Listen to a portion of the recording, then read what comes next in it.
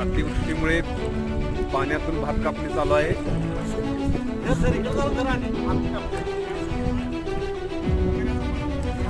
सरकारचं धोरण आणि शेतकऱ्यांचं मरण इथं आलेलं आहे, तरी सरकारनं याची दखल घ्यावी.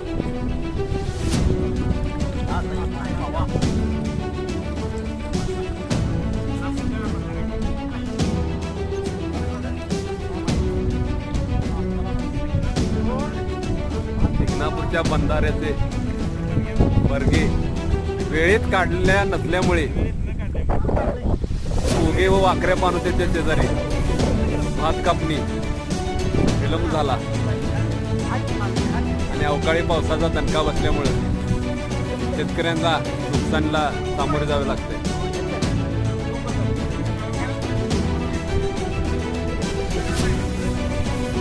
आहे की